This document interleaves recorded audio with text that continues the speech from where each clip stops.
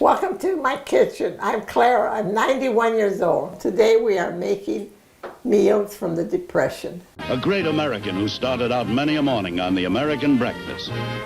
Dressing a little makes her feel and consequently look more charming. Even the table takes on a special air.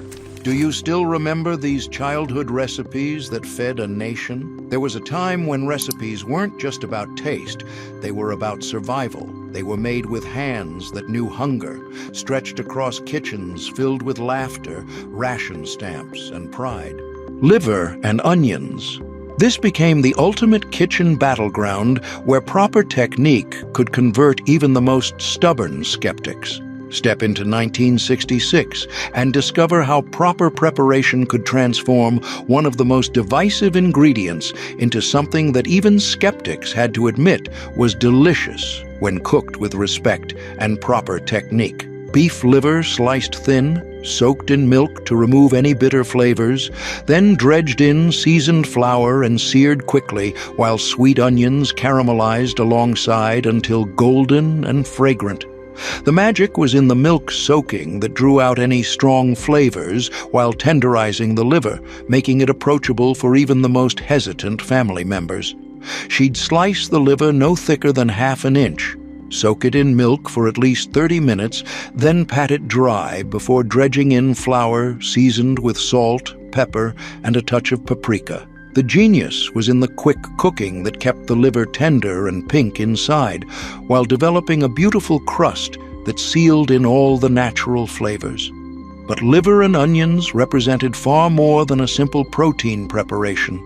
It was a weekly test of culinary diplomacy that could either unite or divide entire families. The dish carried the weight of nutritional necessity balanced against the challenge of palatability, requiring mothers to master both technique and psychology to successfully serve this powerhouse of nutrition to reluctant children and skeptical spouses. Beef and noodle ring. In the height of 1960s entertaining sophistication, this spectacular presentation turned ordinary hostesses into dinner party legends. Enter the ambitious kitchen of 1967, where hostesses discovered that molded foods could transform ordinary ingredients into centerpieces worthy of the finest restaurants and most sophisticated entertaining. Wide egg noodles mixed with ground beef, cream cheese, and seasonings pressed into a ring mold, then baked until set and unmolded to reveal a stunning presentation that looked like professional catering. The foundation began with understanding how to balance moisture and binding agents to create a mixture that would hold its shape while developing beautiful color and texture during baking. She'd cook the noodles just until tender, brown the beef, with onions until deeply flavored, then combine everything with cream cheese and beaten eggs that would bind the mixture together while adding richness and stability to the final product. But this dish represented something far more significant than mere presentation theatrics. It embodied the 1960s obsession with entertaining sophistication that transformed ordinary home cooks into performance artists. The ring mold wasn't just a cooking vessel, it was a stage prop that allowed hostesses to create drama and conversation around food in ways that elevated simple family dinners into memorable experiences worthy of discussion and admiration. The technique required understanding the science of protein coagulation and starch gelatinization, ensuring the eggs would set the mixture without becoming rubbery, while the noodles maintained their individual texture within the molded form. The cream cheese provided richness and helped bind everything together while adding a subtle, tangy flavor that complemented the beef without overwhelming it. Each component had to be perfectly balanced to create a mixture that would hold together structurally while remaining tender and flavorful. Baked chop suey. The final frontier of 1960s fusion cuisine brought takeout flavors to suburban casserole convenience. Walk into 1968 and discover how creative cooks brought the essence of takeout favorites to family dinner tables without requiring woks. special ingredients, or complicated stir-frying techniques that intimidated most home cooks. Ground beef browned with onions and celery, mixed with bean sprouts, water chestnuts, and soy sauce, then topped with chow mein noodles and baked until crispy and golden. The magic was in the sauce combination that used ingredients available at any American grocery store to create flavors that reminded families of their favorite Chinese restaurant dishes. She'd brown the beef until well-colored, add vegetables in stages to maintain their crispness, then stir in a sauce made from soy sauce, Worcestershire sauce, and beef broth that tied everything together beautifully. The genius was in the chow mein noodle topping that provided crunch and visual interest while absorbing some of the savory flavors from below during the baking process. The secret ingredient was a can of water chestnuts that added the authentic crunch and mild flavor that made this taste like restaurant-quality chop suey rather than just seasoned ground beef. When exotic met familiar on American dinner tables, families could experience the flavors of Chinese cuisine without leaving their neighborhoods or learning unfamiliar cooking techniques that seemed beyond their capabilities. Contemporary food writers in the late 1960s praised it as the dish that brings international flavors home to American kitchens while maintaining the comfort and convenience that busy families needed for weeknight dinners. Today, you'll spend about $15 to $20 for similar Chinese-American dishes at casual restaurants, but this fed 6 people for under $3 while introducing families to flavors that would become increasingly popular in American cuisine over the following decades. These forgotten Betty Crocker suppers proved that home cooks could create restaurant magic every single night. But somewhere between convenience foods and takeout culture, we lost something precious: the understanding that the most meaningful meals often emerge from the simplest ingredients when prepared with love, patience, and the kind of kitchen wisdom that once passed from generation to generation like treasured family heirlooms. These 30 dishes represent more than just recipes. They're time capsules that capture an era when families gathered around dinner tables every evening, when mothers took pride in creating something special from whatever the pantry provided, and when the aroma of home cooking could call children home from blocks away. Each casserole, each carefully molded presentation, each clever transformation of leftovers into something extraordinary tells the story of American families who understood that food was about so much more than mere sustenance. From the familiar comfort of tuna noodle casserole to the theatrical surprise of mock duck, these dishes bridged the gap between necessity and celebration, proving that creativity and technique could transform even the most humble ingredients into something worthy of praise and memory. They honored both tradition and innovation, combining old-world wisdom with new-world convenience in ways that made exotic flavors accessible while keeping family budgets intact. Perhaps most remarkably, these dishes taught entire generations that cooking wasn't about perfection, it was about possibility. A can of tuna could become elegant shrimp wiggle. Leftover beef could masquerade as expensive duck. Even the strangest combinations, like hot dogs and macaroni and cheese, could create memories that lasted lifetimes. They showed that resourcefulness was its own form of artistry, that making do with what you had wasn't settling for less, it was discovering more. These mothers and grandmothers understood something we've forgotten in our age of abundance: that limitation sparks innovation, that creativity flourishes when we work within boundaries rather than despite them. Today, as we search for ways to reconnect with family, to slow down our hurried lives, and to find meaning in the everyday rituals that bind us together, these Betty Crocker suppers remind us that the kitchen has always been the heart of the home. They whisper stories of a time when cooking was an act of love rather than a chore, when creativity flourished under constraint, and when the simple act of preparing dinner became a daily expression of care that nourished both body and soul. These weren't just recipes, they were survival strategies, family glue, and symbols of pride in a decade of rapid change. So, tell me, if you had one of these suppers on your table tonight, which one would bring back the biggest smile? Share your memories of these classic suppers in the comments below, and let's keep these delicious traditions alive for future generations to discover and treasure.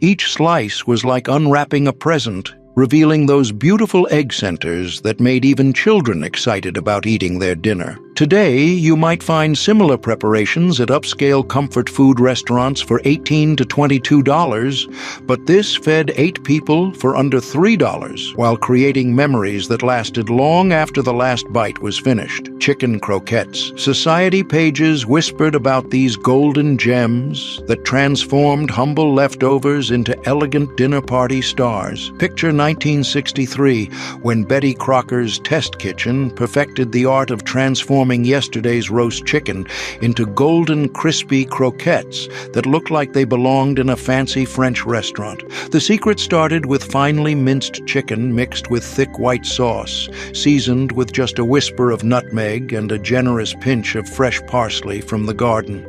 The magic was in the technique, shaping the mixture into perfect cylinders, then coating each one in beaten egg and fine breadcrumbs before frying them to golden perfection.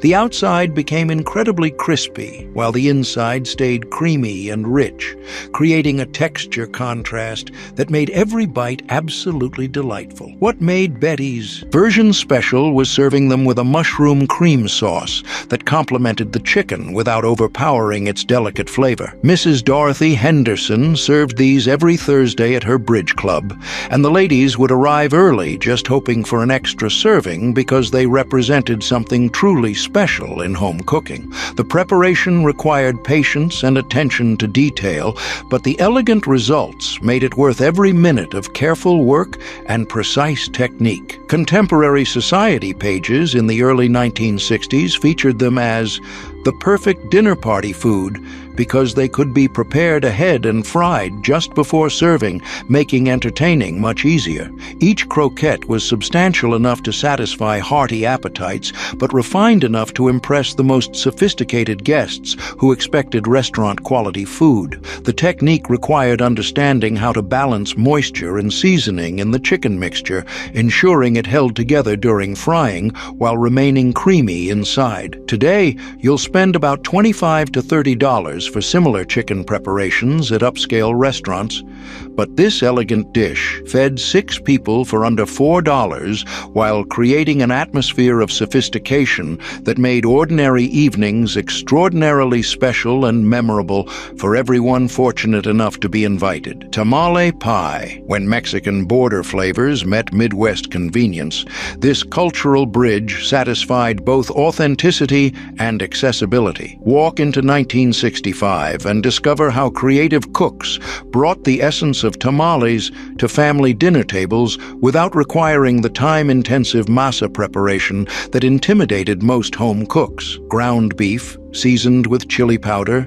cumin, and paprika, layered with corn kernels and topped with a cornbread crust that baked into golden perfection. The genius was in the spice blend that created authentic Mexican flavors using ingredients available at any American grocery store, making exotic cuisine accessible to suburban families. She'd brown the beef with onions, add tomatoes and spices, then layer everything in a casserole dish before topping with cornbread batter that baked into a beautiful golden crust. The cornbread absorbed some of the spicy meat flavors while maintaining its own sweet, crumbly texture that provided perfect contrast to the savory filling below. But this dish represented something far more significant than mere convenience cooking. It was cultural diplomacy served on a dinner plate. In an era when international travel remained remained a luxury for most American families, tamale pie offered a passport to exotic flavors that expanded horizons without requiring families to venture beyond their comfort zones. The secret ingredient was a can of creamed corn mixed into the cornbread batter, which kept it incredibly moist while adding extra corn flavor that tied the whole dish together beautifully. Contemporary food writers in the mid-1960s praised it as the dish that brings international flavors to American dinner tables without requiring expensive ingredients or extensive preparation time. Today, you'll spend about $17 to $22 for similar Mexican-American fusion dishes at casual restaurants. But this fed 8 people for under $3 while expanding culinary horizons and introducing families to flavors that would become increasingly popular in American cuisine over the following decades. Codfish cakes. From New England fishing villages came this thrifty treasure that transformed preserved fish into golden coastal luxury. Step into 1966 New England and discover how thrifty cooks transformed preserved fish into golden patties that captured all the essence of coastal living in every bite. Salt cod soaked overnight, then flaked and mixed with mashed potatoes, eggs, and just enough onion to add flavor without overwhelming the delicate fish. The magic was in the soaking process that removed excess salt, while preserving the concentrated fish flavor that made these cakes so distinctive and memorable. She'd soak the cod for at least 12 hours, changing the water several times, then simmer it gently until it flaked easily with a fork. The genius was in the potato proportion, using just enough to bind the mixture while allowing the fish to remain the star of every golden, crispy cake. But codfish cakes represented far more than simple thrift cooking. They embodied the maritime soul of New England communities, where the relationship between families and the sea defined entire ways of life. These weren't just recipes, they were cultural artifacts that connected coastal families to centuries of fishing traditions, to the rhythms of tides and seasons, and to the understanding that nothing from the ocean's bounty should ever be wasted or taken for granted. The preparation itself was a masterclass in transformation. Salt cod, which could appear unappetizing to the uninitiated, hard, gray, and intensely salty, became tender, flaky, and perfectly seasoned through the alchemy of proper soaking and gentle cooking. This process required patience and knowledge passed down through generations of fishing families who understood that the best flavors often required time and technique rather than expensive ingredients. Form the mixture into patties, dredge in flour, then fry in hot oil until they developed that beautiful golden crust that crackled between your teeth. The secret was in the oil temperature, hot enough to create immediate searing, but not so hot that the outside burned before the inside heated through completely.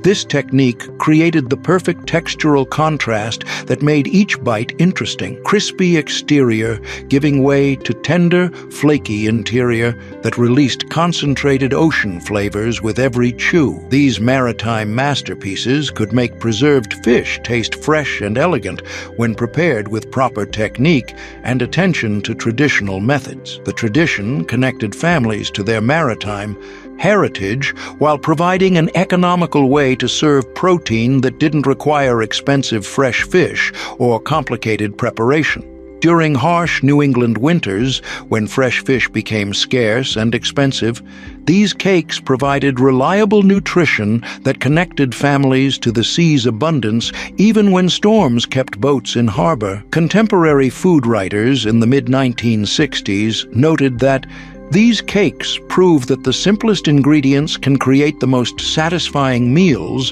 when treated with respect and proper technique. Today, you'll find similar preparations at New England seafood houses for $15 to $20, but these fed 6 people for under $2 while honoring traditions that connected coastal families to their cultural heritage and the bounty of the sea that sustained their communities for generations. Sunshine cake.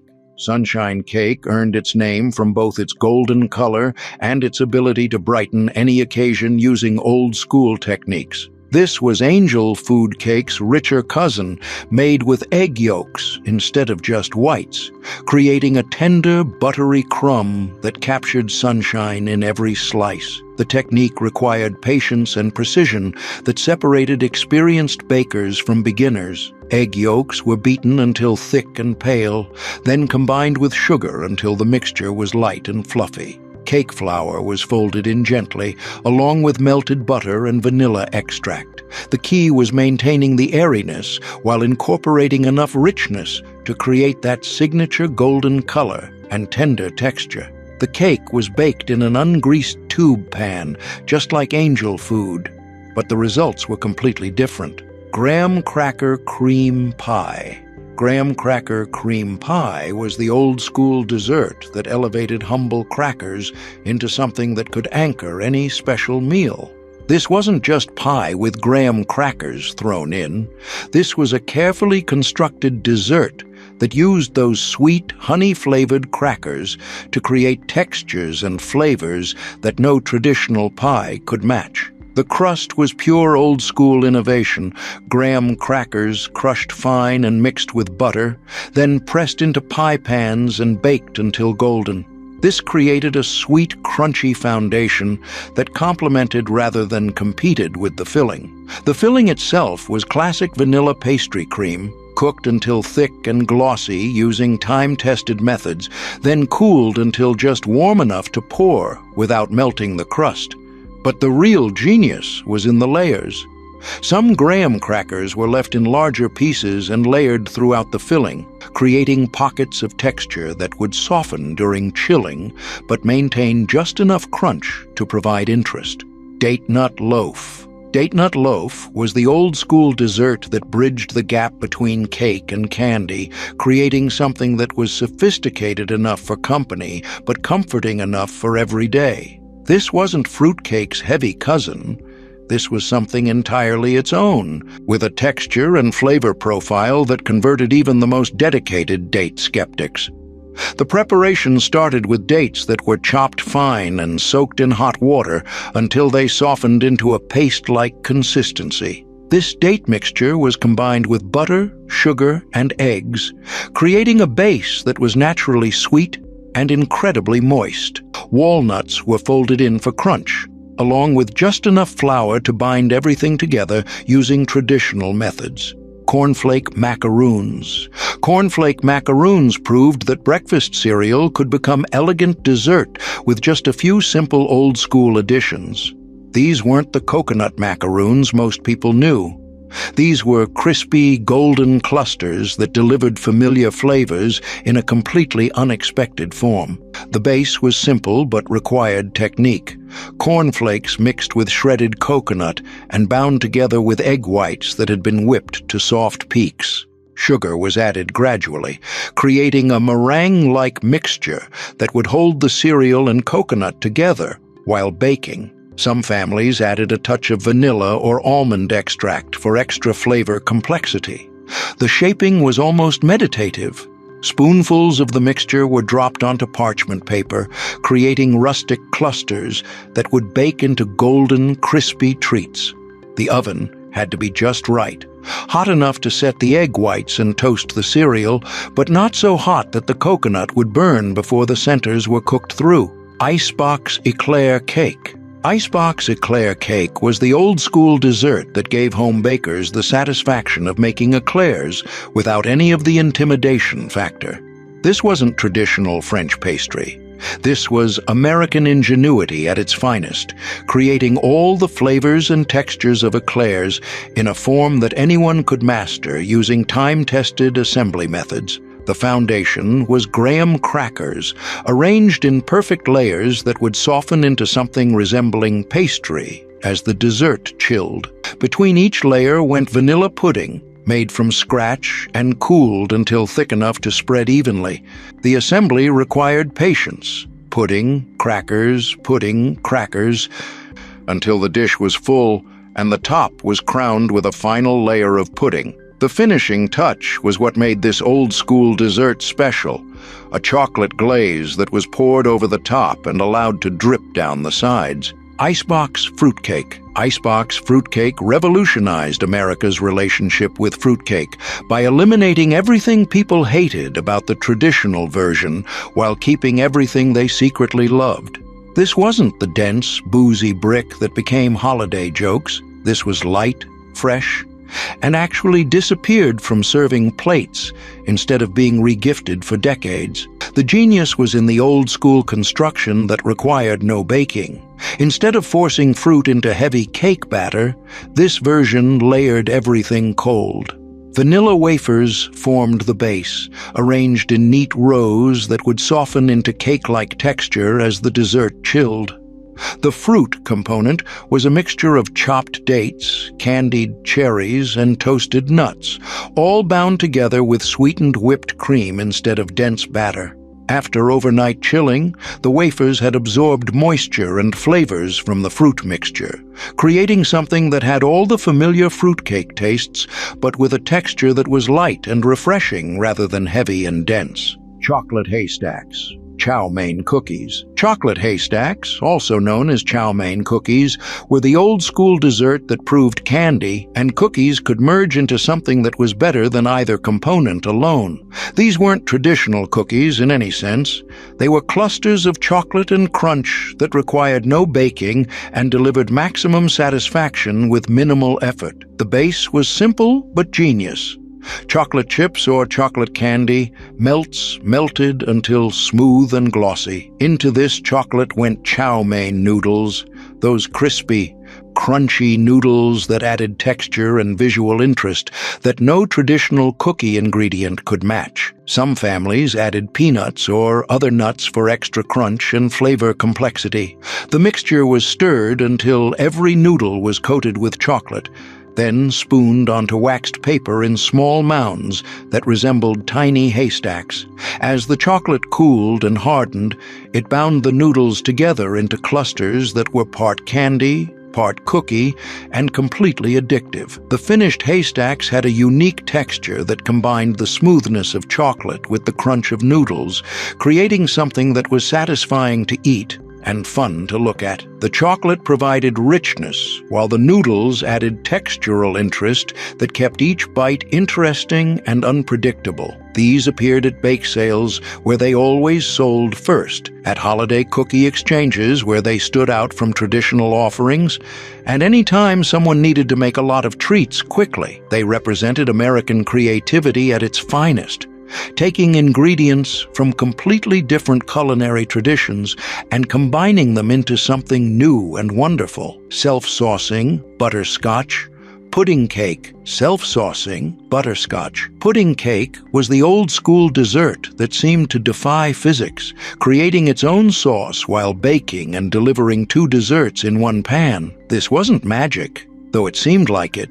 This was clever technique that used the principles of heat and moisture to create something that looked impossible, but tasted incredible. The cake batter was simple: flour, sugar, butter, and milk combined into a basic cake mixture that was spread in a buttered baking dish. The magic happened with the topping: brown sugar and cocoa powder for chocolate versions, or just brown sugar for pure butterscotch, were sprinkled evenly over the batter. Then hot water was poured carefully over the entire surface. The physics were beautiful to watch unfold. As the dessert baked, the cake batter rose to the top, while the sugar and water mixture sank to the bottom, creating its own caramel sauce through the heat of the oven. What went in looking like a disaster came out as a perfect cake, floating on a pool of rich butterscotch sauce. The serving was part of the spectacle that made this dessert memorable. The cake was scooped from the pan, revealing the golden cake portion and the rich sauce underneath. Each serving got both components, creating a dessert that was warm, comforting, and completely satisfying.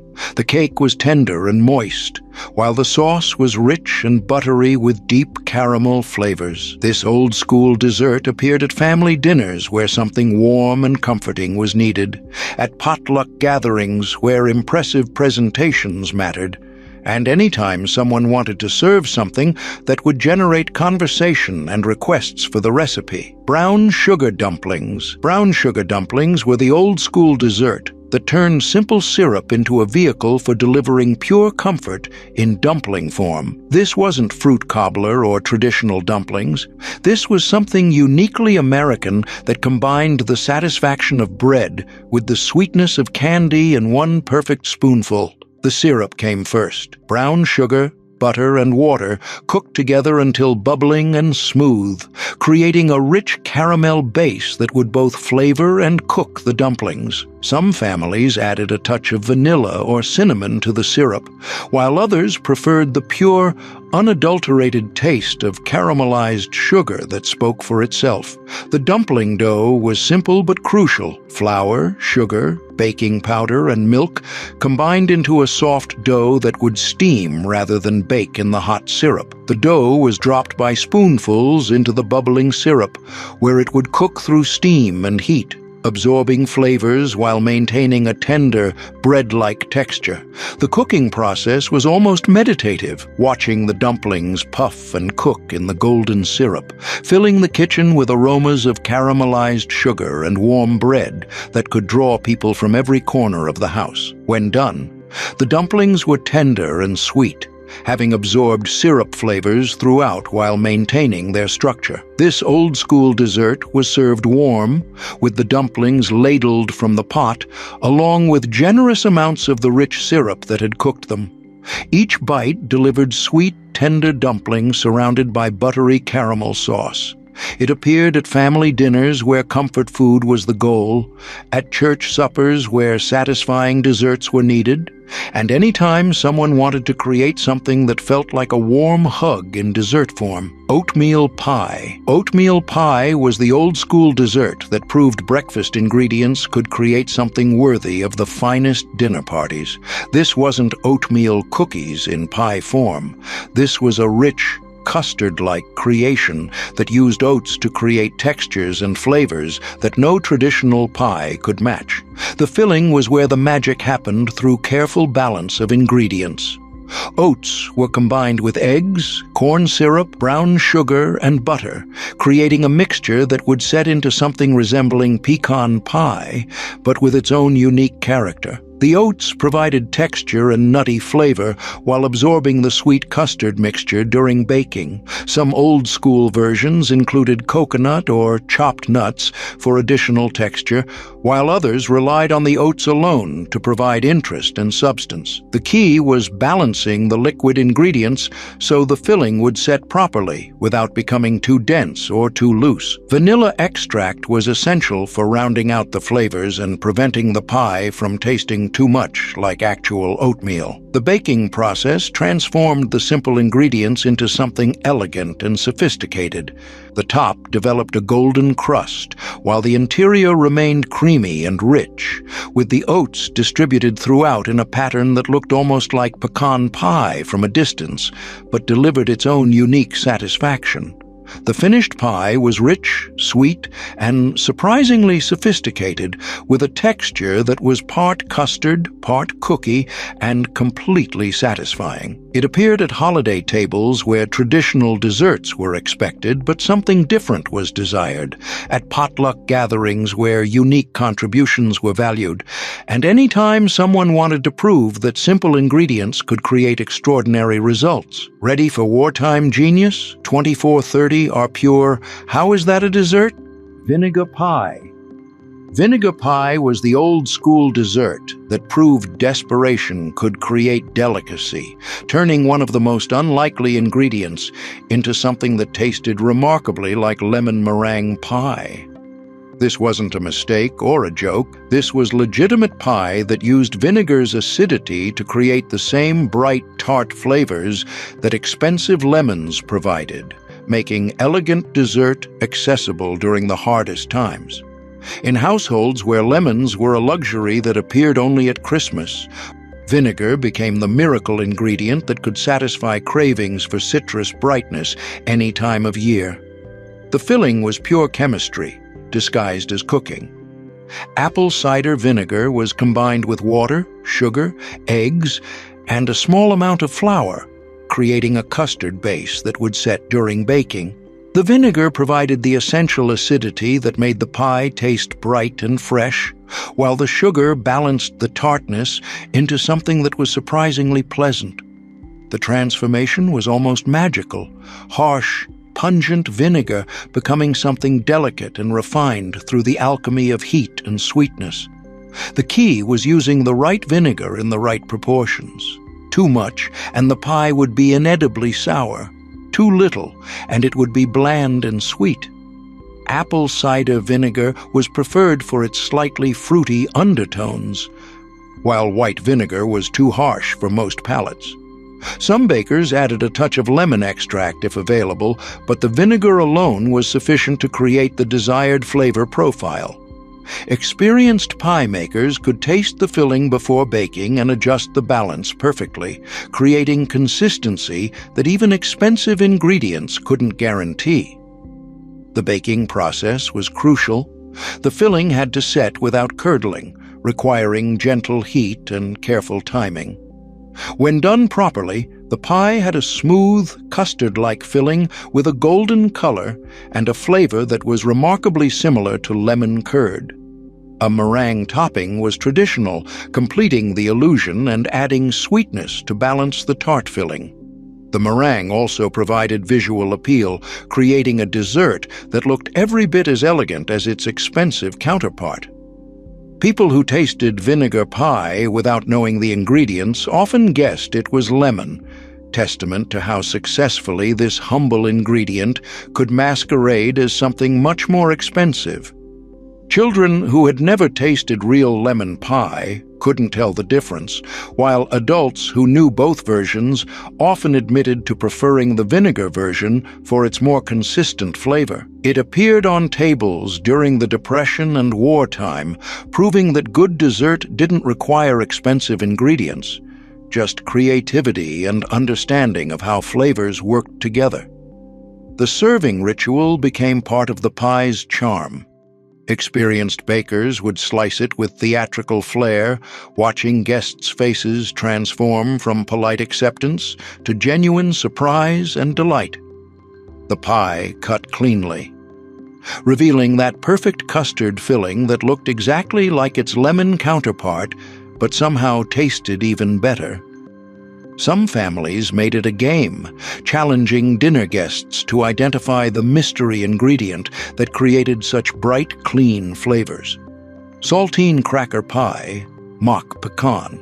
Saltine cracker pie was the old-school dessert that proved texture could be just as important as flavor, creating something that looked, felt, and almost tasted like expensive pecan pie, using nothing more than crackers, eggs, and sugar. This wasn't just making do. This was culinary alchemy that transformed humble ingredients into something that could fool even sophisticated palates. In regions where pecan trees didn't grow and imported nuts were prohibitively expensive, this recipe democratized one of the South's most beloved desserts. The secret was in the preparation of the crackers. Saltine crackers were broken into pieces, not crushed to crumbs, but broken into irregular chunks that would mimic the size and shape of pecan pieces. These were mixed with beaten eggs, corn syrup or sugar syrup, and vanilla extract, creating a filling that looked remarkably similar to traditional pecan pie filling. The breaking technique mattered enormously. Pieces that were too small would dissolve during baking, while pieces that were too large would remain obviously cracker-like. The magic happened during baking.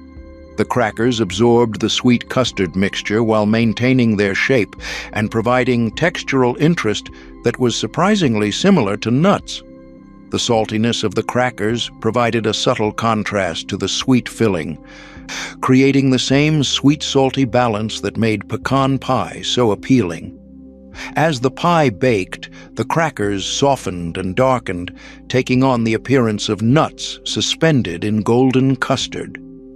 When sliced, the pie revealed what looked like pecan filling studded with nuts, but closer inspection showed the telltale square edges of cracker pieces. The texture was remarkably convincing. The crackers had softened just enough to lose their crispness, while maintaining enough structure to provide the chewiness that people expected from pecan pie. The flavor was rich and sweet, with just enough saltiness to create complexity. This old-school pie appeared at gatherings where people expected traditional pecan pie and got something that was 95% as satisfying for a fraction of the cost. The reveal always generated amazement and disbelief, followed by requests for the recipe. Some people actually preferred it to real pecan pie, claiming the crackers provided better texture consistency than nuts, which could be tough or stale. It represented the height of Depression-era resourcefulness, proving that with enough creativity, almost any expensive ingredient could be successfully imitated. Mock apple pie, Ritz. Mock apple pie using Ritz crackers was perhaps the most famous fake-out in American baking history, and for good reason. This impossible creation actually worked, creating something that tasted convincingly like apple pie using no apples whatsoever. This wasn't desperation cooking. This was magic disguised as necessity, proving that texture and flavor could be manipulated in ways that defied all logic. The recipe became so famous that Ritz crackers still prints it on their boxes today, a testament to how well this impossible substitution worked. The genius was in understanding what made apple pie appealing. It wasn't just the apples, it was the tender texture, the sweet tart flavor, and the way fruit absorbed spices during baking. Ritz crackers, when broken and soaked in a lemon sugar syrup, could mimic all of these characteristics with startling accuracy. The cracker's buttery flavor actually enhanced the illusion, providing richness that complemented the fake fruit filling perfectly. The preparation was almost ritualistic. Ritz crackers were broken into irregular pieces and layered in a pie shell, then covered with a syrup made from water, sugar, lemon juice, and cream of tartar. Cinnamon and nutmeg were essential for creating the familiar apple pie spice profile. The mixture was topped with dots of butter and a second crust, then baked until golden. The cream of tartar was crucial. It provided additional tartness and helped the syrup achieve the right consistency. The chemistry was beautiful. The crackers absorbed the lemony syrup and softened into something that had the texture of cooked apples, while the lemon provided the tartness that people expected from apple pie. The spices completed the illusion, creating a flavor profile that was remarkably convincing. During baking, the crackers released their buttery flavor into the syrup, creating richness that actual apples couldn't match. When served, even people who knew the secret had trouble believing their taste buds. The pie looked exactly like apple pie, with tender fruit-like pieces visible through the crust. The flavor was so convincing that many people preferred it to actual apple pie, claiming it was more consistent and never disappointing like real apples could be.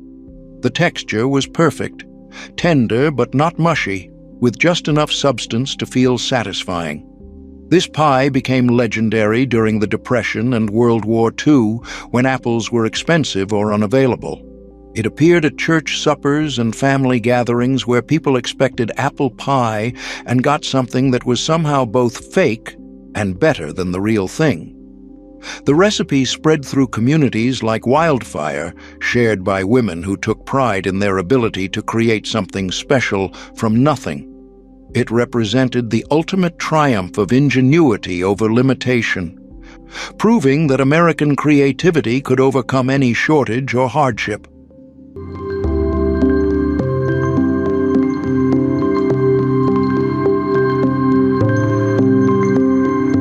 Lobster Newburg Supreme. What made this luxurious seafood creation the ultimate symbol of elegant American entertaining during the golden age of dinner parties? Picture the opulent dining room of Mrs. Charles Pemberton III in Newport, Rhode Island, 1956, where she served this magnificent dish to visiting dignitaries and left them speechless with its restaurant-quality sophistication.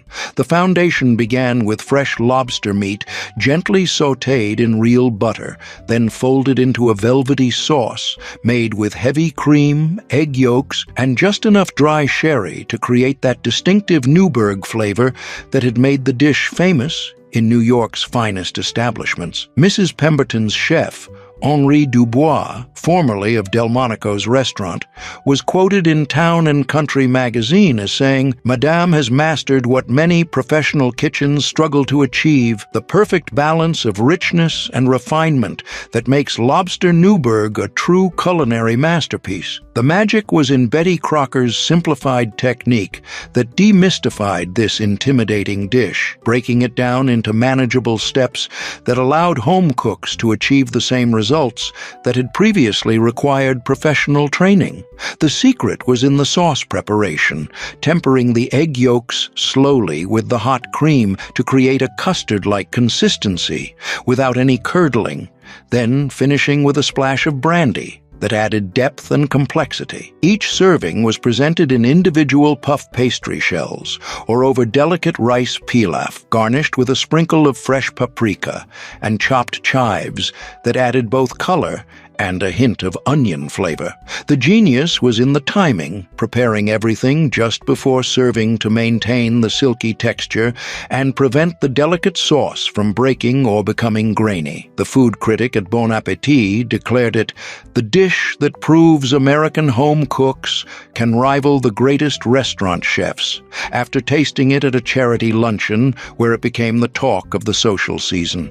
Today's upscale seafood restaurants charge $55 for Lobster Newburgh, but accomplished hostesses could create this luxury for under $8 and serve 6 guests with unmatched elegance. This sophisticated dish connects beautifully with our earlier shrimp and noodle bake, demonstrating how American cooks were elevating seafood into increasingly elegant presentations. The real artistry was in understanding that true luxury comes from perfect technique and the finest ingredients, not from complicated preparations that intimidate rather than inspire. Veal, paprikash. How did this Hungarian-inspired creation become the signature dish of America's most sophisticated dinner parties? Enter the elegant kitchen of Mrs. Victor Kovacs in Cleveland's Hungarian district, 1955, where she adapted her grandmother's old-world recipe using Betty Crocker's modern American techniques. "In the old country, we cooked by feel and memory," she explained to the reporter from Ladies' Home Journal, "but Betty's methods helped me create the same flavors with perfect consistency every single time." The magic began with tender veal cutlets, pounded thin and dredged in flour, seasoned with the finest Hungarian paprika, then sautéed until golden in clarified butter that wouldn't burn during the careful browning process. Mrs. Joseph Nagy, president of the Hungarian American Cultural Society, declared, "This dish honors our heritage while embracing our new American home," as she savored the rich sour cream sauce that had been perfected through Betty's test kitchen methodology. The genius was in the layered seasoning, building flavor through each step rather than relying on one overwhelming spice, creating a complex dish that satisfied both nostalgic immigrants and curious American neighbors. The secret ingredient was a splash of white wine vinegar that brightened the rich sauce and balanced the earthiness of the paprika, creating the authentic tang that distinguished real Hungarian cooking from mere imitations. Each serving was presented over wide egg noodles or spätzle, garnished with fresh sour cream and a generous sprinkle of chopped fresh parsley that added color and freshness to the rich, reddish-brown sauce. The technique required patience and attention, slowly simmering the veal in the seasoned sauce until it became fork-tender while maintaining the delicate balance of flavors that made this dish legendary in European restaurants.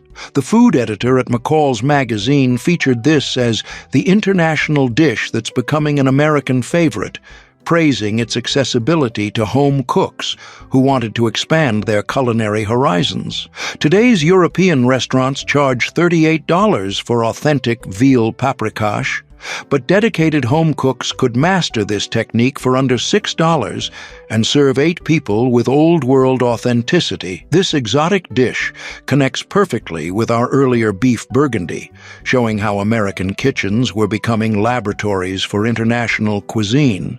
The real sophistication was in respecting traditional techniques while adapting them to American ingredients and cooking methods. Duck à l'orange casserole. What transformed the most elegant restaurant entree into a dish that busy American mothers could master for Sunday dinner? Picture the suburban kitchen of Mrs. Patricia Westbrook in Scarsdale, New York, 1958, where she discovered Betty Crocker's revolutionary approach to bringing French haute cuisine to the American family table. The foundation began with domestic duck pieces, slowly, braised with aromatic vegetables, then finished with a glorious orange sauce that rivaled anything served in Manhattan's finest French restaurants. Mrs. Westbrook told her bridge club, "I never dreamed I could create something this sophisticated in my own kitchen, but Betty's step-by-step instructions made me feel like a professional chef." The magic was in the sauce preparation, reducing fresh orange juice with chicken stock and just enough orange liqueur to create that perfect balance of sweet and savory that made this dish famous in European dining rooms. Mr. Henri Soulet, chef-owner of Le Pavillon restaurant, was quoted in Gourmet magazine as saying, "American home cooks are achieving results that would make many French chefs envious after tasting this dish at a charity dinner where it stole the show." The genius was in Betty's adaptation technique, breaking down intimidating restaurant methods into manageable steps that any dedicated cook could follow with confidence and achieve professional results. The secret was in the timing, allowing the duck to cook slowly until the meat fell off the bone, while the sauce reduced to a glossy perfection that coated each piece beautifully. Each serving was presented with wild rice pilaf and steamed asparagus, creating a complete meal that looked like it belonged in the finest dining establishment rather than a suburban dining room. The technique required planning and patience, but the results were so spectacular that guests would request the recipe and then spend months trying to recreate the same magic in their own kitchens. The food critic at House Beautiful declared it the dish that proves American home cooking has come of age, praising both its sophistication and surprising accessibility. Today's French restaurants charge $60 for duck à l'orange, but accomplished home cooks could create this masterpiece for under $10 and serve 6 people with restaurant-quality elegance. This ambitious dish connects beautifully with our earlier chicken divine, demonstrating how American cooks were fearlessly tackling the most challenging recipes from around the world. The real achievement was in understanding that great cooking is about mastering techniques rather than being intimidated by fancy names or foreign origins. Beef Wellington Individual. How did Betty Crocker transform the most intimidating dish in French cuisine into something American home cooks could master for special occasions? Enter the ambitious kitchen of Mrs. Robert Sterling in Philadelphia's Main Line, 1959, where she attempted what culinary magazines called the ultimate test of a serious cook's abilities. The preparation began with individual beef tenderloin medallions seared to perfection, then wrapped in a delicate mushroom duxelles that had been slowly cooked until all moisture evaporated, creating an intensely flavored paste that would complement rather than compete with the precious beef. Mrs. Sterling confided to her, "All cooking club. The first time I attempted this, I was terrified, but Betty's detailed instructions gave me the confidence to tackle what I thought was impossible." The magic happened during the pastry wrapping, encasing each seasoned beef portion in buttery puff pastry that had been rolled to exactly the right thickness to ensure even cooking and a golden flaky exterior. Chef Auguste Escoffier IV, visiting from Paris, was reportedly amazed when he tasted this dish at a diplomatic dinner, telling his hosts, You.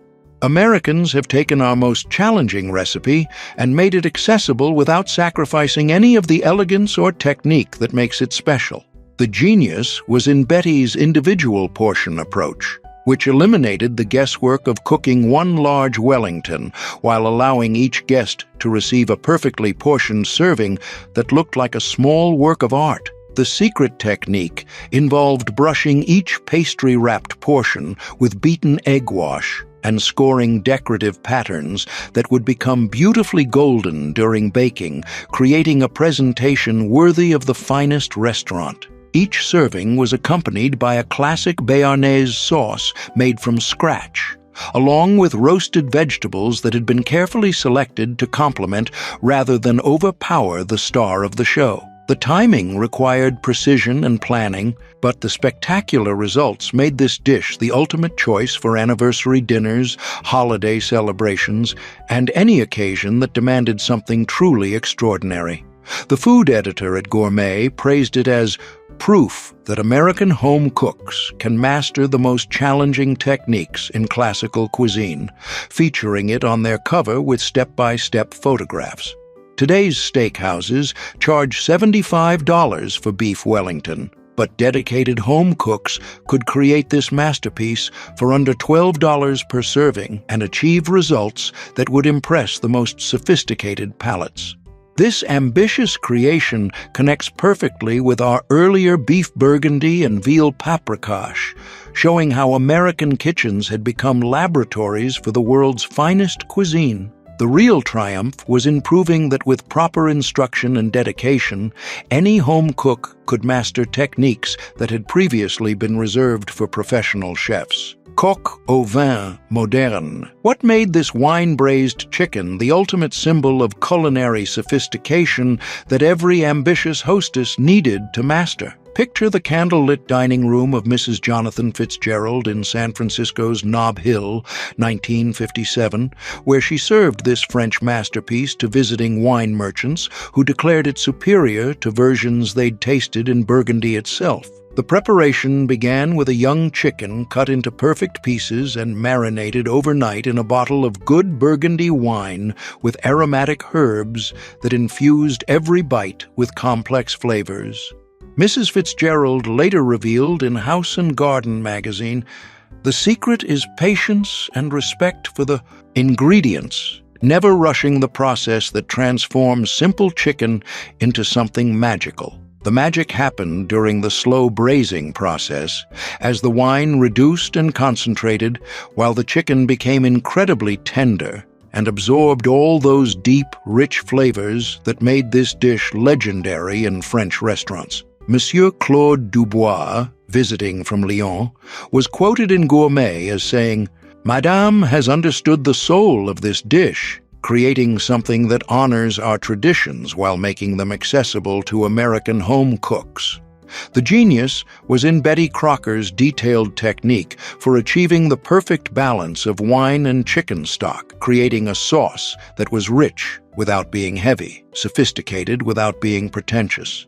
The secret ingredients were pearl onions and mushrooms that had been slowly caramelized until golden, adding sweetness and earthiness that complemented the wine-soaked chicken perfectly. Each serving was presented over buttered noodles or creamy mashed potatoes with the gorgeous burgundy sauce ladled generously over everything and garnished with fresh herbs from the garden. The technique required understanding how wine behaves during long cooking, reducing and concentrating to create depth of flavor rather than the harsh taste that results from improper preparation.